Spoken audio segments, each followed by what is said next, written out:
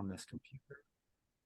Bingo. We just finished playing a 2.5 hour game of Into the Odd. I used something out of the Folklore Bestiary by the Merry Mushman. I used the People of the Holy City, and it was pretty dang cool. I liked it. I'm not there are things I would do differently about the adventure if I had to do it over again, as always. But we could talk about that with Stars and Wishes. But for for getting 2.5 hours of play out of a tiny monster manual entry, I think it was pretty fun. I'm into it.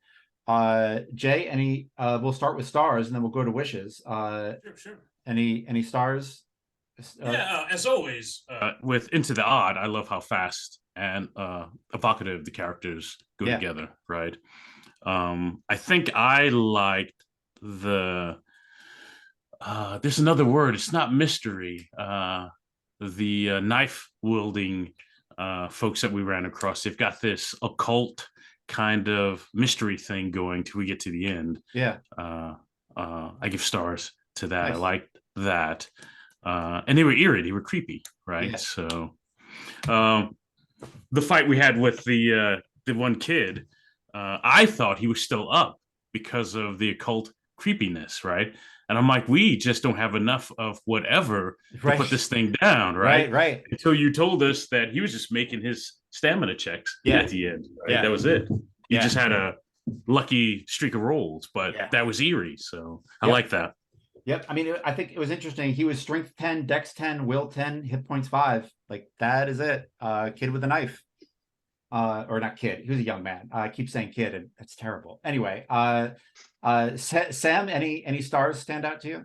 Well, I mean, Marcus talking to the people who came to the widow's cottage. Yeah. Well, pretty much whenever Marcus is interacting with these folks, I liked it because so different from just about all the other gamers I've ever played with, where, usually they go right to a physical conflict. Right. And this was definitely like, no, I'm not trying to get into a fight with you. Yeah. I'm trying to talk this through. Yeah. And that was awesome. I really enjoyed that. Thanks. Cool. Ian, any stars? I mean, I thought this was a brilliant piece of, like, again, I think Jay nailed it when he says like Into the Odd. There's just something that's so grounded about Into the Odd, because it's like, it borrows so many things from what we know, but there's just so much that's unknown about it. And this is a great little piece of, like, you kind of led us and gave us these little drops of story bits as we went. What I really like is that you added in these little details about and then you were willing to engage in those conversations about like, what is the background, what is the lore, what is the story of these people. So I think it's great that we don't, it's still a mystery. Those people are still really a mystery, but but we had enough to kind of have some working clay to go forward with it, and I thought that was really great. Yeah, thank you. I feel like the lesson I've been working with a lot lately as a GM is the players need information to make interesting decisions, right? And so if you hide, what I used to do is I would run, I ran this Deadlands game for years, for maybe a year, maybe a couple of years, and it was one of the college games I ran. And I would spend a session hiding. They get to a new town. I would spend a session hiding everything because I felt like I was supposed to. And then I would unveil things the second game. And I was like, why are the second game so much better? I don't know. I just can't figure it out. It's a mystery. I can't figure this out. Yeah. And it's because, and then I ran Dogs in the Vineyard, and the way you make towns is so specific. And I would have kids run up to them as they got into town and be like, are you here to kill the preacher because he's drunk? Take us to the preacher's house, please. Like, and it was just like, are you here to deal with the two feuding families because so and so got killed? And so, and I just, like, let's just get them right in the mix. Like, you don't have, Right, there are still right. secrets, but you don't, like, you all need information. So anyway, I'm glad that worked, and I'm glad it still seemed mysterious, but you had enough information to do stuff. Oh, it's great. If I could do this again, I would have given you like a map of the Holy Road, just so maybe you had some more choices, because I felt like it was like a long hallway with 2 rooms. Like, and so, but it wasn't, but like, there's Right. like, there's a game designer in me who's like, that was a long hallway with 2 rooms, and you had no real, the choices, you still made really interesting choices, but it was a lot of how you interacted with everything. And I would like you to feel like you had a little bit more room to play. And I think, I get the feeling we could have ignored that entire Pilgrim plot and gone Yeah. on, yes, but they were just too, it was just too much fun for us. awesome. Yeah, yeah. That's great. Yeah. And I did. And creepiness. Yeah. I have another monster, and I was like, well, I don't know if this pilgrim thing, I don't know if you're going to ignore it. I don't know if someone's going to be like, I'm not dealing with zealots with knives. Like, no, we're going to the Highlands. And so, right. I had a second monster prepped just in case. I had no idea how it was going to go. So cool. I'm glad that all worked. And does anyone else have any others? And I would also, my star is you're all creative problem solving, and like the way you went after burning the bridge was just really cool. I mean, it's not subtle, but it was awesome, and I loved it. And I mean, not subtle, because like it's literally like a metaphor, like burning bridges. I didn't even get Right. that until now. But and the fact that Ian's character has been carrying around this damn rocket launcher for like 3 games now, because his character's Yeah. been in a bunch of different, and he finally took it out and like found a reason to use it, and it was to like send people to peace. It's the best use of a rocket launcher I've seen. Yeah, So, it wasn't an "aw man" kind of thing. Like it was Yeah. like a good valid use. Yeah. It was like, oh, by the way, I've got this thing in my pack. And everyone was like, what? But I remember the first game, Ian being like, it says I have a rocket. Yeah, so I guess you have a rocket then. So I guess anyway, you have a rocket. Yes. stars for creative problem solving, and I loved. I was very delighted by all the things you took along the way. So thank you everybody for that. Cool. Any other stars that anyone wants to call Yeah, out? I really like the fact that we had there were several loops that were closed in the story. So Yeah. that was nice. Yeah, I mean, and it's an interesting thing with this type of game, where it's maybe more than a dozen people coming in and out as we go. It's kind of an open table type of vibe. And Sam might play with us again in a month.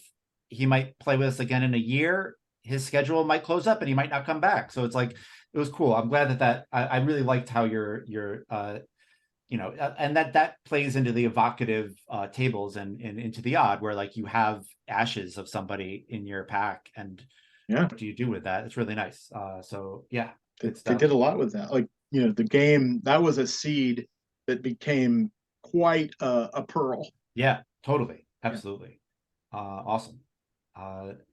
Any wishes, which can be like, if we follow up, I'd like to see this, or hey Judd, I'd like you to do this more or that more.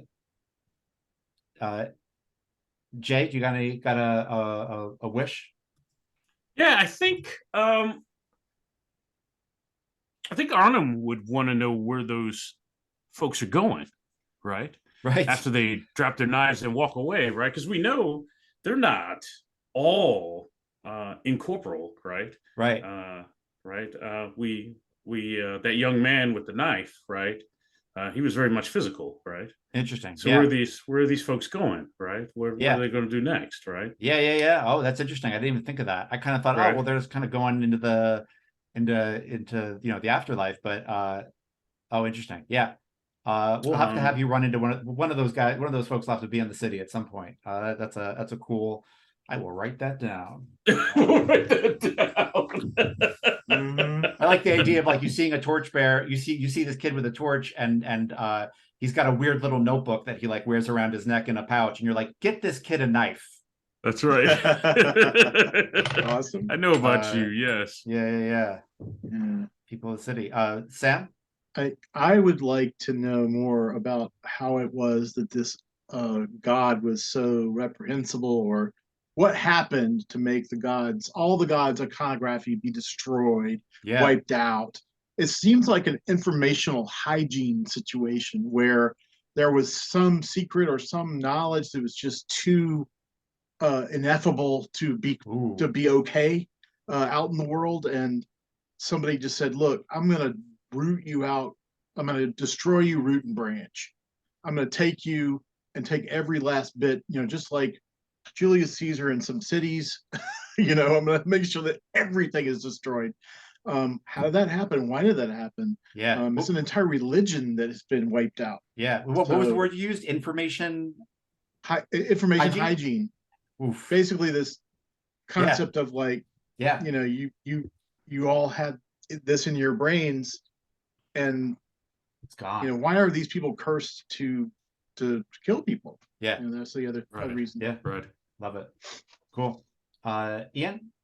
I think one thing that Marcus is going to want to further investigate is see if there's any other sites like this where this cult or these followers have as marking places, because his biggest concern is if this was a whole holy city. I mean, okay, maybe this branch of the religion had this bridge, but maybe another branch of the religion has, I know, a tower someplace or some other.